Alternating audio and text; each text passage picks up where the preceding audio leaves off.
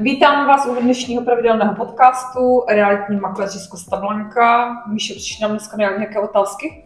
Prišlo nám viac otázok samozrejme, ale vybral som jednu, ktorá si myslím, že zaujíma dosť ľudí, a to je: som už dôchodca a chcem si kúpiť niečo v Španielsku. Čo by ste mi odporúčili? Potom ešte dal ďalšie otázky, ale to by som potom doplnil. No ja by som asi vybral, alebo za seba povedal a doporučil dôchodcom alebo ľudia, ktorí chcú prísť už na ten pokročilý vek, El Campeo. Je to blízko Alicante, kvázi je to už dneska spojené s Alicante, s mestom. No viacej výhod to má pravdepodobne pre mňa z môjho hľadiska. Jedna z nich je určite pekné pláže, veľmi kľudné mesto, potom občianska vybavenosť, jasne všetko tam je, samozrejme. Ďalšia vec, prečo je to Campeo zaujímavé, je, že má priame električkové spojenie jak z Alicante, tak s Benidormom. Tak ten dôchodca alebo človek, ktorý možná už nechce toľko moc jazdiť autom, tak má bezproblémové spojenie priamo do centra mesta, na nákupy, na výlety, na pláže, takže tá električka za nejakých 20 minút, 25 je z El Campeo priamo v centre mesta v Alicante pri Mercade. A takisto aj v Benidorme. A takisto aj v Benidorme, tam má za 35 minút a krásny výlet má spravený popri pobreží. To určite veľká výhoda. Takže je to určite výhoda. Takže za mňa asi to El Campeo. Ceny sú tam tiež ešte stále dosť priaznivé oproti napríklad Alicante alebo Benidormu. Takže to El Campeo je za mňa zaujímavé veľmi. Je to kompaktná dedinka, hovoríme o dedinka, ktorá má ale 20 000 obyvateľov. Áno. Takže na to si treba možno zvyknúť, že v Španielsku je malá obec do 5 000 obyvateľov a väčšia obec je do 20 000 a až na 20 000 sa to považuje ako mesto. Mestečko, no áno.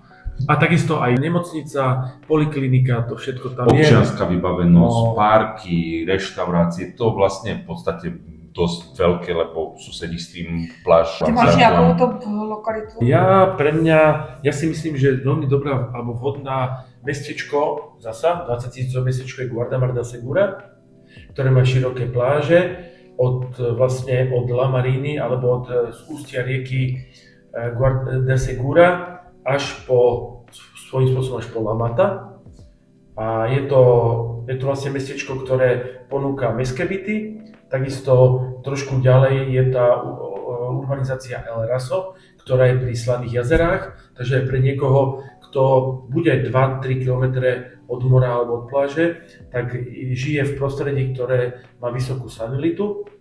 Takže je to taká slané vzdušie, pomáha to psoriázam, dýchacie cesty, astma, alergie, takže je to takisto niečo, a je to rovina, takže bicyklom sa dostanú k tomu moru, dá sa povedať, že bez problémov.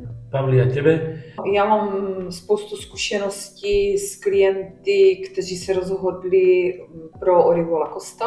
Ano. Chtěli třeba samostatný dům a nechtěli bydlet v bytě přímo v centru města. Takže na Orihuela Costa taky pro důchodce se celkem dobře žije. Mají všechno blízko, Lazenia Boulevard, kde si můžou nakoupit, spoustu obchodů, supermarketů, blízko pláže, golf. Dobre, takže Orihuela Costa je taky výbornou lokalitou. A ďalšia časť otázky je, aká je zdravotná starostlivosť, hlavne pre dôchodcov? No tak podľa štatistiky VHO, ideme troška zase do tých čísel, tak podľa VHO, Svetovej zdravotnej organizácie, Španielsko má 5. najlepšiu zdravotnú starostlivosť na celom svete, takže už toto asi svedčí o tom, že je to dosť bezproblémové pre všetkých. Určitě na standardní vlastně evropskou kartičku evropského pojištění. Pokud je něco potřeba, tak se mohou nechat ošetřit. Zdravotní péče je tady teda velice kvalitní. Na vysoké úrovni. Existuje aj zdravotná starostlivosť všeobecná, aj súkromná. No samozrejme. Plus teda tam je otázka toho poistenia, o tom by sme sa asi potom porozprávali niekedy inokedy. Je to lebo to je veľmi obširná téma, ale vieme to riešiť, pomáhame našim klientom. A potom ešte je možno dôležité povedať, že či ten dôchodca tu bude menej ako 183 dní v roku, kedy môže zostať Slovákom, alebo Čechom, alebo teda odkiaľ sú. A keď je viac ako 183 dní, mal by byť prihlásený ako rezident.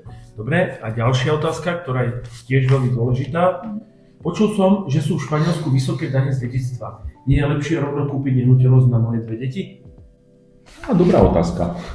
Dobrá otázka, lebo stretávame sa s tým pravidelne, že keď náhodou prejde k tomu úmrtiu, tak španielské dediči automaticky nehnuteľnosť predávajú, nikdy si ju nenechávajú, aj keď možno majú nejaký vzťah k tomu, ale automaticky ju predávajú.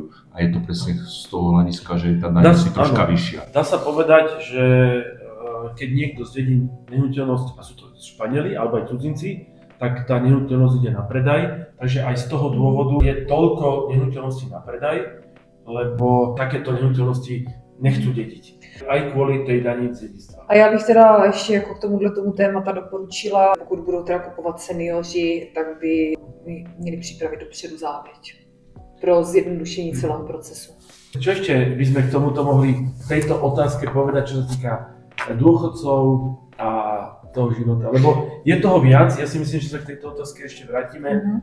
Možno za pár týždňov. Tak je to zase individuálne, ak stále hovoríme od klientovi, presne niektorý dôchodca je viacej vitálny, potrebuje viacej pohybu, tak tým pádom potrebuje aj iné miesto, alebo potrebuje niečo menej, alebo niečo viac. Záleží na tom životním stylu každého, protože někdo má rád město, chce vyjít přímo do kavárny, dát si kávu, snídaní, a někdo zase žije tím sportem a já jsem měla klienty, seniory, kteří řekli, že do Torrevieja by nikdy nešli, protože by tam nemohli jezdit na kole, cítili by se bezpečně, takže jsme hledali lokality právě, kde by mohli jezdit, a je to různé. Takže suma sumárum, najlepšie by bolo vždy buď zavolať, alebo sa s nami stretnúť, či na Slovensku, v Čechách, alebo v Španielsku. Poradíme, poslúžime. Pozrite sa. Pro dnešek si myslím, že by to stačilo, a pokud máte na nás nějaké další otázky, klidně nám píšte, volejte, jsme tu pro vás. Ďakujeme, hasta luego.